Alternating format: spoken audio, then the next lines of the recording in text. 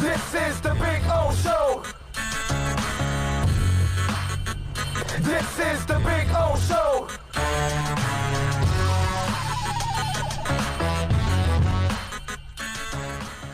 With her, Pat Mahomes.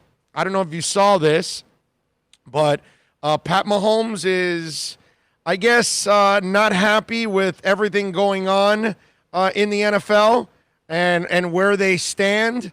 I saw the story yesterday, and so he expressed concern, just like J.J. Watt. And so here it goes. Pat Mahomes. Now, Pat Mahomes, about a month and a half ago, and this is like in the midst of negotiating his deal, and he's on cloud nine and all that stuff. He goes, the NFLPA and the NFL are talking it through and trying to figure out the best way for us to go back and play the sport we love, keep ourselves safe, and follow the right protocol so we're not hurting anyone else or ourselves. I have trust that the people in charge will do the right thing and get us out there playing the sport we love and doing it the right way. Well, now he says, stuff is crazy, man, as he tweeted out, all this time we had, and now we're down to this. And that's because the NFL doesn't really have a plan in place at this point. They have not agreed on all the protocols, which, okay, rookies report on Tuesday. You would have already agreed on a protocol a while ago, and yet you haven't at this point. Your players don't know anything. Did you see J.J. Watt yesterday?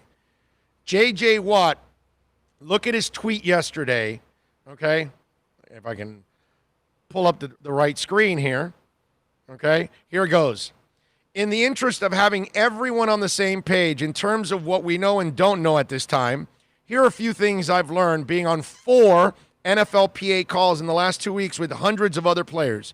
Keep in mind our rookies are scheduled to report in 48 hours. Here's what we know and don't know. We want to play.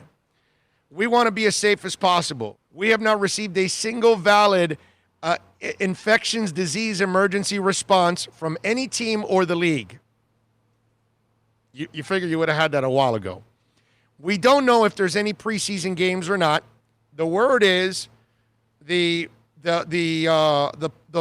owners want 2 games, agreed, and the players want 0. Okay. We don't know if there's any daily testing, semi-daily testing, etc. We don't know how a potential positive COVID test would affect the contracts, roster spots, etc. Nothing has been agreed upon regarding what training camp will actually look like and how the ramp-up period will work. And then he ends it with, we want to play.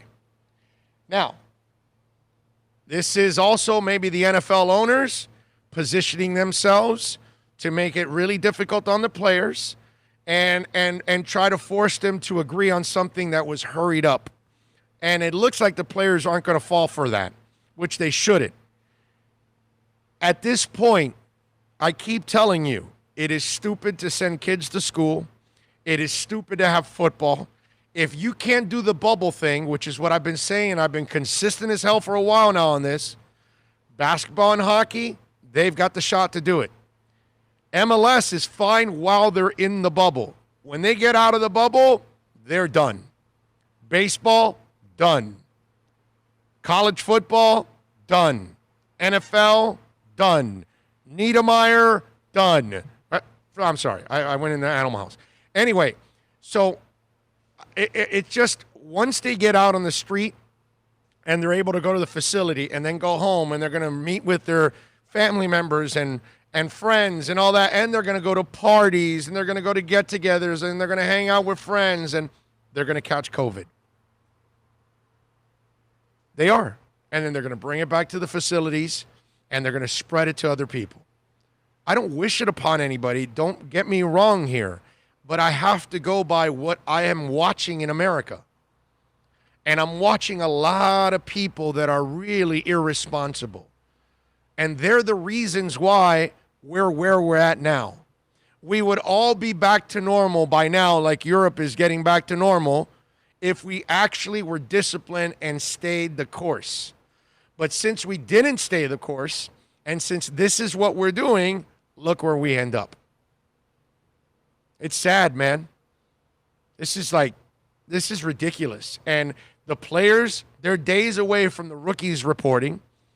The veterans then report about, 10 days from now or something? And they have no plan in place. They don't even know how much they're going to get tested. They don't even know how they're going to handle it. They don't even know how it affects their contracts. And this will be now, the thing about the NFL is they've never really cared about the PR side of it. So, but I got to imagine that in this case, they would look terrible if they're forcing the players to try to come back on their, because they can do that.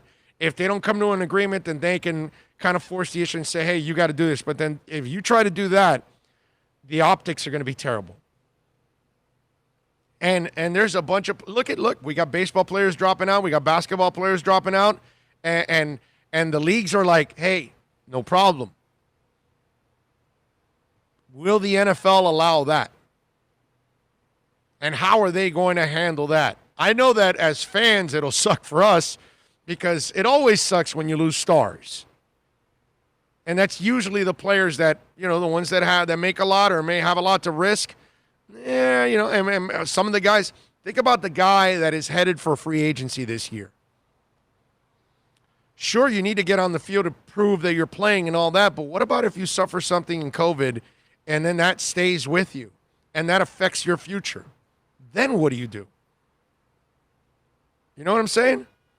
So that's where this becomes a real, interesting situation and disturbing to a certain extent. I mean, to hear your players not know what the hell is going on and trusting in this league. Okay, so they handled the Ray Rice situation the right way, or Bullygate, or Deflategate, or kneeling a couple years back. Now they had to come back and say, oh, no, we were wrong. We were wrong. Black Lives Matter. We were wrong. We were wrong. By the way, how do you like my Black Lives Matter shirt, huh? Little Black Sabbath. Remember we talked about a few weeks back that Tom Morello was wearing this Black Sabbath shirt? It is from Black Sabbath.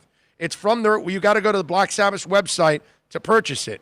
So their album years ago, Masters of Reality, had it was this cover, this color, this font. So then they changed it to Black Lives Matter. And so I went and purchased one. It looks awesome. Doesn't it? It's pretty cool. It's pretty cool. I like it. I'm sure some of you will like it, and I'm sure some of you will rip me for it, I guess. Let's see. What do we have here? What else on the agenda that I wanted to talk about? Oh, and the fact that the owners now are in the middle of this whole thing where they want to get some games in, one or two. Owners want two. NFL players now want none because they want to risk as least as possible, and they want to try to get to the season. Preseason, right? Yeah. Because you didn't say specify pre. Oh, it can't be the regular season, dummy. We're talking about one or two games. But anyway, so you're haggling over this, and it's all about money for the owners.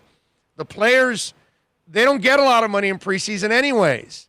They get like a stipend. Their money starts in the regular season. So they want to skip that too.